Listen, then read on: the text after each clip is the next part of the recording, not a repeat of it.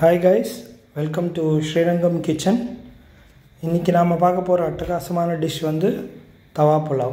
So யூஸ்வலாக குக்கரில் புலாவ் பண்ணுவாங்க, பட் இந்த தடவை டிஃப்ரெண்ட்டாக நாம் வந்து டைரெக்டாக கடாயிலே பண்ண போகிறோம். ஸோ ஆஸ் யூஷுவல் புலாவுக்கு இல்லாட்டி பிரியாணிக்கு நாம் பாஸ்மதி ரைஸ் ரெடி பண்ணுற மாதிரி ஸோ 1:3 காம்பினேஷன். ஒரு பாத்திரத்தில் 3 கிளாஸ் தண்ணி எடுத்துகிட்டு கொஞ்சம் 1/2 டீஸ்பூன் சால்ட், அப்புறம் 1 டீஸ்பூன் ஆயில். ஸோ கொஞ்சம் கொதி வர்ற வரைக்கும் ரெடி பண்ணிடுங்க. அதுக்கப்புறம் பாஸ்மதி ரைஸை ஒரு 3 to 4 டைம்ஸ் நல்லா வாஷ் பண்ணிவிட்டு ஆட் பண்ணிக்கலாம். ஸோ இது வந்து ஒரு 8 to 10 minutes நல்லா குக் ஆகணும் ரைஸ் வந்து.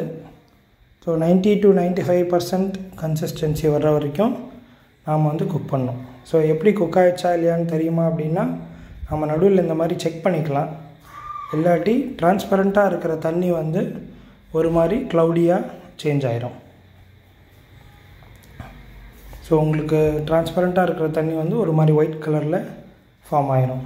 ஸோ ஒரு 8 to 10 மினிட்ஸ்க்கு அப்புறம் இந்த மாதிரி ஆனதுக்கப்புறம் அந்த எக்ஸஸ் சார்ஜ்லாம் ரிமூவ் ஆயிரும் நமக்கு ரைஸ்லேருந்து. ஸோ தண்ணியை வந்து நாம் ஸ்ட்ரெயின் பண்ணி வச்சுக்கலாம். ஸோ ஒரு கடாயில் 2 to 3 டீஸ்பூன் ஆயில் ப்ளஸ் ஒரு 2 டீஸ்பூன் கீ. ஸோ ரெண்டும் ஆட் பண்ணிவிட்டு basic masalas, bay leaf, cinnamon, star anise, அப்புறம் ஜீரா, அதுக்கப்புறம் ஏலக்காய்.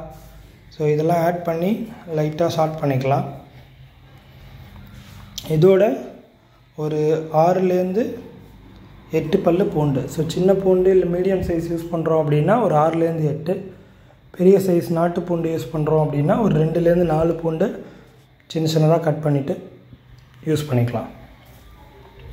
ஸோ இதோட ஒரு மீடியம் சைஸ் ஆனியன் ஆட் பண்ணிவிட்டு சாட் பண்ணிக்கோங்க. ஸோ பிரியாணி கட் பண்ணுற மாதிரி ஸ்ட்ரிப்பில் கட் பண்ணிக்கலாம். ஸோ லைட்டாக ப்ரௌன் ஆகிற வரைக்கும் குக் பண்ணிவிட்டு இதோட நாம் வந்து ஒரு கேரட் மீடியம் சைஸ், அதுக்கப்புறம் 3 to 4 பேபி கார்ன்ஸ், அதுக்கப்புறம் ஒரு 5 to 6 numbers of beans. So இதை 3 ஆட் பண்ணிவிட்டு இதோட ஒரு 1/2 டீஸ்பூன் சால்ட் ஆட் பண்ணி சாட் பண்ணிக்கலாம். ஸோ 1/2 டீஸ்பூன் சாட் பண்ணிக்கலாம்.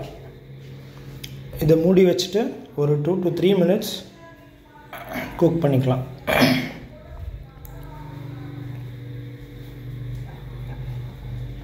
ஸோ இது அடி பிடிக்காது.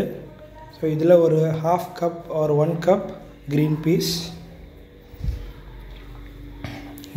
ஆட் பண்ணிவிட்டு மறுபடியும் we will close for 2 to 3 minutes.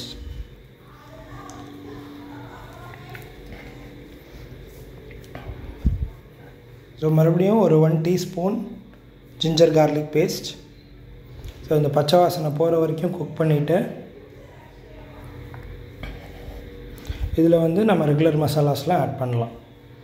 1 teaspoon garam masala, coriander powder, அதுக்கப்புறம் சில்லி பவுடர் 1 to 1.5 டீஸ்பூன்ஸ், அதோட டர்மரிக். ஸோ நல்லா மிக்ஸ் பண்ணிக்கோங்க.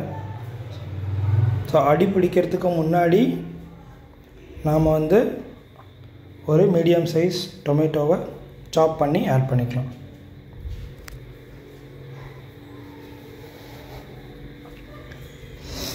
ஸோ இதோட ஒரு 1/2 கிளாஸ் தண்ணி ஆட் பண்ணிவிட்டு ஸோ வெஜிடபிள்ஸ் வந்து திரும்பி நாம் ஒரு 2 to 3 மினிட்ஸ் குக் பண்ணிவிட்டு மூடி வச்சுட்டு குக் பண்ணலாம்.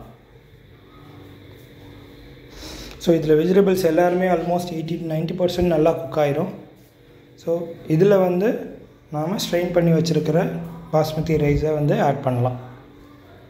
ஸோ அந்த அரிசியோட கிரெயின்ஸ் வந்து உடையாமல் மெதுவாக நல்லா மிக்ஸ் பண்ணி விட்டுக்கோங்க.